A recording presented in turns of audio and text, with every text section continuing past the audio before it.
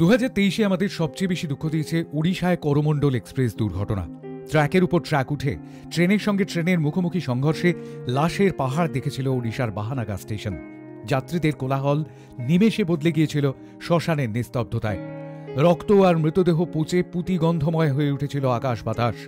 দুর্ঘটনার দায় কার তা নিয়ে শুরু হয় চাপানুতোর। সিগন্যাল সমস্যা নাকি চালকের ভুল, চর্চায় উঠে আসে সমস্ত সম্ভাব্য কারণ। চার্জশিটে সিবিআই উল্লেখ করে 3 রেলকর্মীর। বলা হয় যান্ত্রিক ত্রুটি নয়, কর্মীদের ভুলেই ঘটেছে এত বড় দুর্ঘটনা। এমন হৃদয় বিদারক দুর্ঘটনার ক্ষত ভোলাতে পারে না সময়ের প্রলেপ। তবু বাস্তবের দাবিতে ফের এই পথে শুরু হয় স্বাভাবিক রেল চলাচল।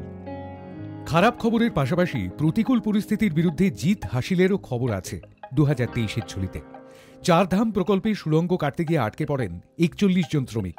ধস নেমে পাথরের স্তূপের তলায় চাপা পড়ে থাকেন দীর্ঘ 16 দিন। অগার মেশিন থেকে শুরু করে বিদেশি সুড়ঙ্গ বিশেষজ্ঞ, সাহায্য নেওয়া হয়েছে সবকিছুরই। সব পথের মাধ্যমে আটকে পড়া শ্রমিকদের উদ্ধারের চেষ্টা করা হলেও শেষ পর্যন্ত কাজে আসে নিষিদ্ধ ইঁদুরের গর্ত খোঁড়ার কায়দা, র্যাট হোল মাইনিং পদ্ধতি। ইঁদুরের গর্ত খোঁড়ার মতো করেই সুড়ঙ্গ কেটে বের করে আনা হয় 41 শ্রমিককে। 16 দিনের দীর্ঘ লড়াইয়ের এই অধ্যায় ভারতের ইতিহাসে সোনালী অক্ষরে জায়গা করে নিয়েছে। নানা বিপর্যয়ে প্রাণহানির ঘটনায় যে একমাত্র হৃদয় ভাঙার যন্ত্রণার তকমা পায় তেমন নয়। বাস্তবের মাটিতে দাঁড়িয়ে কিছু না পাওয়ার যন্ত্রণাও দীর্ঘস্থায়ী হয়, যেমন হয়েছিল গত 19 নভেম্বর। এক যুগ পর 22 গজের যুদ্ধে বিশ্বসেরা হওয়ার স্বপ্ন যেভাবে ভেঙে খান খান হয়ে গিয়েছিল, সেই বেদনা ভারতবাসী মাত্রই উপলব্ধি করেছেন। লিগ থেকে সেমিফাইনাল পর্যন্ত যেভাবে অপ্রতিরোধ্য গতিতে এগিয়েছিল টিম ইন্ডিয়া, আশায় বুক ভরে উঠেছিল দেশের আমজনতা থেকে ক্রীড়াপ্রেমীদের। কিন্তু আহমেদাবাদের নরেন্দ্র মোদী স্টেডিয়ামে বিরাট রোহিতদের 6 উইকেটে হারিয়ে দিয়েছিল অজি বাহিনী। সেদিন আশা জাগিয়েও শেষ পর্যন্ত যেভাবে শক্তিশালী প্রতিপক্ষের সামনে অসহায় আত্মসমর্পণ করলেন ভারতীয় ক্রিকেটাররা, তা অবধারিতভাবে চোখে জল এনেছিল 140 কোটি ভারতবাসীর। আর একটা বিশ্বকাপের ট্রফি হাতে ওঠার আগে সেই জল কি শুকোবে? উপজাতি সংঘর্ষে 2023-এর দীর্ঘ সময় উত্তপ্ত ছিল উত্তর পূর্বের ছোট রাজ্য মণিপুর। এক শ্রেণীকে বাড়তি সুবিধা দেওয়ার সরকারি ঘোষণা থেকে যার সূত্রপাত। এমন একটি ইস্যুতে প্রতিবাদ আবর্তিত হল নারী নির্যাতনের মতো স্পর্শকাতর লজ্জাজনক ঘটনা ঘিরে। মণিপুরে বিবদমান কুকি এবং মেইতেই জনজাতির মধ্যে অশান্তি এমনই চরমে উঠল যে গোটা দেশ সাক্ষী রইল এমন এক দৃশ্যের, যা দেখে স্তম্ভিত হওয়া ছাড়া কিছুই করার ছিল না। 2 মহিলাকে বিবস্ত্র করে ঘোরানো হলো সারা গ্রামে, আর সেই অসম্পাদিত ভিডিও দাবানলের মতো হুহু করে ছড়িয়ে পড়ল সোশ্যাল মিডিয়ায়। এরপর মণিপুরবাসীর দুর্ভোগ আরও বাড়ল। অশান্ত পাহাড়ি এলাকা থেকে শয়ে শয়ে মানুষ অন্যত্র পালাতে শুরু করলেন, যাকে সরকারি ভাষায় বলে মাইগ্রেশন। ছবির মতো সুন্দর রাজ্য মণিপুর ফের সেনাবাহিনীর ঘেরাটোপে বন্দী হয়ে গেল। আর এক অন্যায়ের প্রতিবাদ স্বরূপ মানুষ খুনের মতো আরও বড় অন্যায় সংঘটিত হল সেখানে। মৃতের সংখ্যা বাড়তে থাকল অগ্নিগর্ভ মণিপুরের বিভিন্ন এলাকায়। এই নিয়ে রাজনীতিও কম হল না। প্রধানমন্ত্রীর দীর্ঘ নীরবতাও আগুনে ঘি ঢালল যেন। সরব হলেন বিরোধীরা। এই বিষয় নিয়ে উত্তাল হয়েছে সংসদও। প্রতিরক্ষা ক্ষেত্রে চলতি বছরে ঐতিহাসিক সাফল্য পেল ভারত। বহুদিন ধরেই মার্কিন যুক্তরাষ্ট্র থেকে তেজস যুদ্ধবিমানের ইঞ্জিন তৈরির প্রযুক্তি চেয়েছিল ভারত। 2023-এর জুলাই মাসে প্রধানমন্ত্রী নরেন্দ্র মোদীর সফরেই স্বাক্ষরিত হয় প্রযুক্তি হস্তান্তরের চুক্তি। এতদিন পর্যন্ত ফাইটার জেট তেজসের বাকি অংশ ভারত তৈরি করলেও ইঞ্জিন তৈরি হতো আমেরিকায়।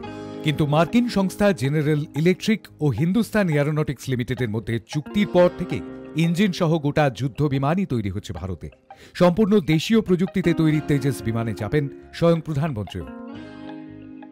তাজমহল, অজন্তা ইলোরার গুহার সঙ্গে এবার এক আসনে বসেছে বাংলার শান্তিনিকেতন। 2023-এই বোলপুরের শান্তিনিকেতনকে ওয়ার্ল্ড হেরিটেজ তকমা দিল রাষ্ট্রসংঘের শাখা সংগঠন। কিন্তু কবিগুরুর স্বপ্নের শান্তিনিকেতনের ইউনেস্কোর স্বীকৃতি পাওয়ার ফলক বসানো নিয়ে তুমুল বিতর্ক হয়। ইউনেস্কোর তরফে হেরিটেজ তকমা পাওয়ার পর বিশ্বভারতীর ভিতরে যে ফলক বসানো হয়েছিল, তাতে প্রধানমন্ত্রী তথা বিশ্ববিদ্যালয়ের আচার্য নরেন্দ্র মোদী এবং তৎকালীন উপাচার্য বিদ্যুৎ চক্রবর্তীর নাম লেখা হয়েছিল। কিন্তু খোদ কবিগুরু সেই ফলকে ব্রাত্যই থেকে যান। তাঁর নামটি লেখা হয়নি কোথাও। 20 অক্টোবর বিশ্বভারতীর ঐতিহ্যবাহী উপাসনা গৃহ, রবীন্দ্র ভবন এবং গৌর প্রাঙ্গণে পাথরের ফলক বসানো হয়, বিশ্বভারতীর স্বীকৃতির ফলক, অথচ তাতে কবিগুরুর নাম লেখা হয়নি। স্বাভাবিকভাবেই ক্ষোভে ফেটে পড়ে সুশীল সমাজ। সরব হন বিশ্বভারতীর পড়ুয়া, আশ্রমিক, প্রাক্তনী থেকে শুরু করে শান্তিনিকেতনবাসী। আসরে নামেন মুখ্যমন্ত্রী মমতা বন্দ্যোপাধ্যায়ও।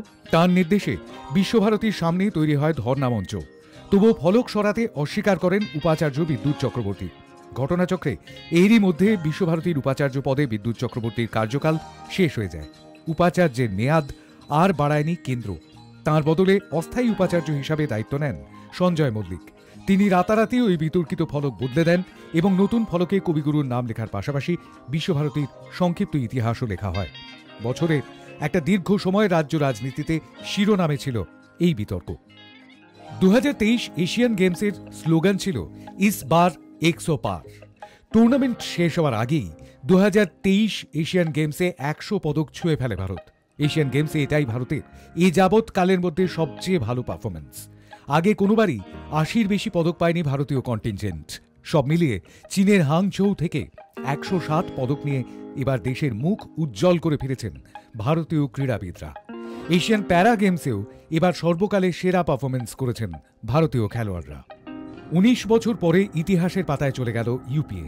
তৈরি হল নতুন জোট INDIA। 2024-এর লোকসভা নির্বাচনকে সামনে রেখে বেঙ্গালুরুতে বিজেপি বিরোধী দলগুলি তৈরি করল Indian national developmental inclusive alliance, যার নামকরণ করলেন তৃণমূল সুপ্রিমো মমতা বন্দ্যোপাধ্যায়। ইতিমধ্যেই বেশ কয়েকটি বৈঠকে পাটনা, বেঙ্গালুরু, মুম্বাই ও দিল্লিতে একত্রে বসেছেন কংগ্রেস ও বিভিন্ন আঞ্চলিক দলগুলির নেতা নেত্রীরা। কিন্তু বছর শেষ হয়ে গেলেও এখনও বিভিন্ন রাজ্যে আসন সমঝোতা নিয়ে কোনো চূড়ান্ত রফাসূত্র বেরোয়নি। 2024-এর লোকসভা নির্বাচনের আগে ভোটে মেরুকরণ করতে সবচেয়ে বড় অস্ত্রের ব্যবহার করতে চলেছে গেরুয়া শিবির। অযোধ্যায় আগামী 22 জানুয়ারি রাম মন্দিরের উদ্বোধন হতে চলেছে। ইতিমধ্যেই সেই মন্দিরের বেশিরভাগ কাজ শেষ হয়ে এসেছে। মন্দিরের উদ্বোধন করবেন স্বয়ং প্রধানমন্ত্রী নরেন্দ্র মোদী। তার ঠিক পরের 40 দিন ধরে মণ্ডলোৎসবের পরিকল্পনা করেছেন মন্দির কর্তৃপক্ষ। ওই 40 দিন ধরে ভগবানকে রূপোর কলস দিয়ে অভিষেক করতে পারবেন ভক্তেরা। অনেকের মতে রাম মন্দির উদ্বোধনের পরে প্রায় 1.5 মাস ব্যাপী মণ্ডলোৎসবের মাধ্যমে লোকসভা নির্বাচনের আগে দেশে হিন্দু আবেগকে উস্কে দেওয়ার পরিকল্পনা নিয়েছে গেরুয়া শিবির।